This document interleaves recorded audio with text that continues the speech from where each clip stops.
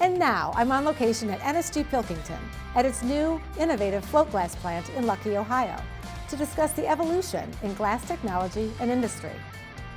NSG Group is one of the world's largest manufacturers of glass and glazing products for the architectural, automotive, and technical glass sectors.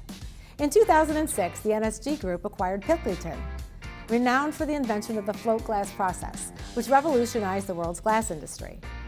So now, let's go meet two men who know an incredible amount about glass innovation.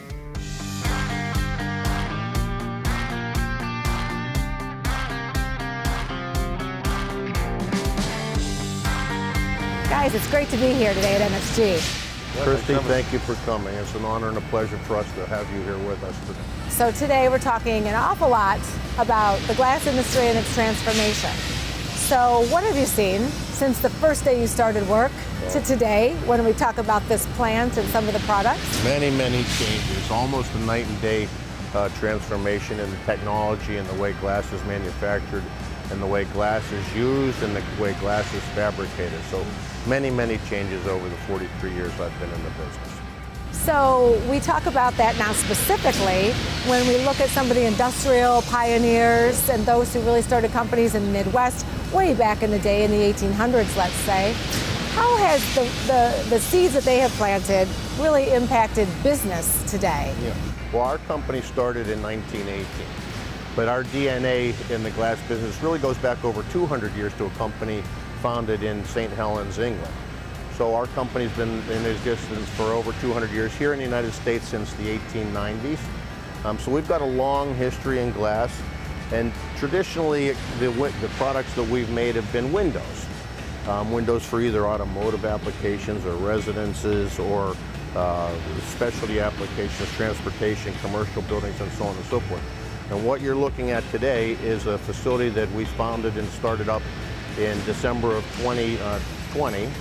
And this is a brand new technology. We've transformed what just used to be window glass into what we're going to talk about, a flat transparent wire. So the technology is completely different. Even though the form looks the same, the form factor and the technology is radically different than what we've started with 100 or 200 years ago. Kyle, you're the business development manager for NSG Pilkington. Talk to us about some of the transformations in the glass industry that you have seen and some of those that are the most significant. Yeah, for sure. Thanks again for coming today. We're really happy to have you.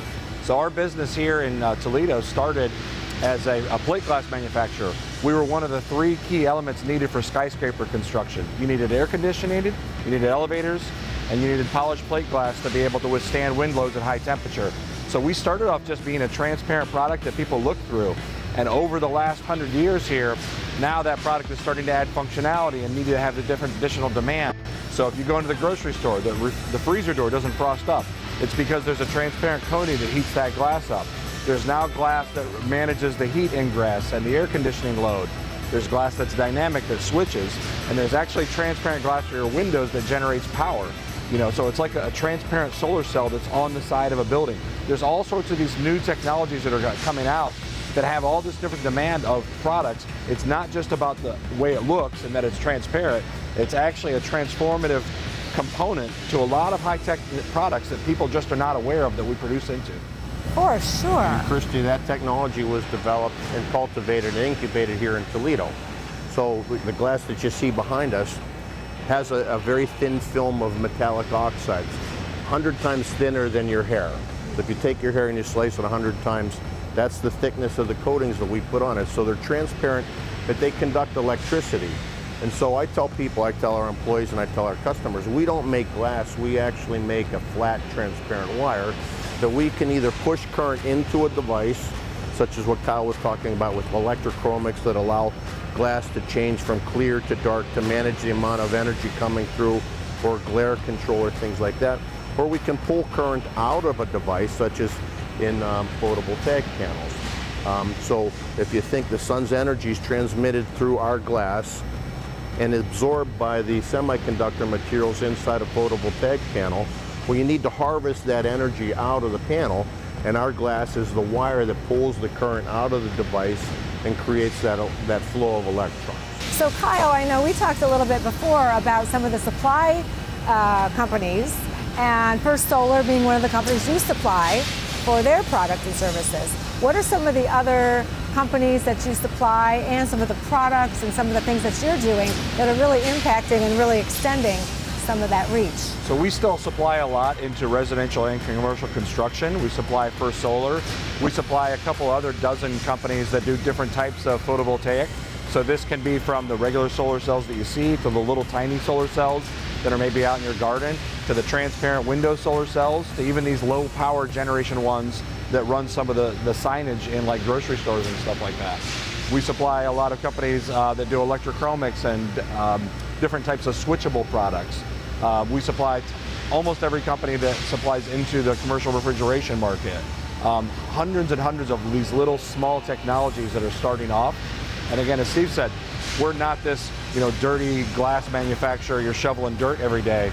We're essentially an electronics component manufacturer at a large scale that supplies a number of different technology companies. It's really exciting to be a part of that sort of growth, and that we have a technology that really makes a big impact.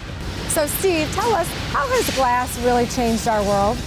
Well, we use it hundreds of times every day, if not thousands of times. You look through windows, you use glass to cook on your countertop or on the oven door. The electrochromic windows that they go from clear to dark, all the windows in your car, plane, trains, all the transportation. So it's a very ubiquitous material that's used in a very wide and broad range of different applications. And then Kyle, last question for you. If you could write a personified legacy for glass, what would it say? Personified legacy for glass, that's a great question. I think for me this would be the Thomas Edison of products. This is something that has a complete transformative ability to change the industry, to change and create new industries, to change people's lives, and it's one that people just take for granted because it's used in so many different places. Kyle, Steve, thank you so much for being on Business Life 360. I can't think of two better people to talk to us about the transformation of glass. Thank you, Kristi. Yes. Yeah, thank you. We appreciate you coming today. Thank you.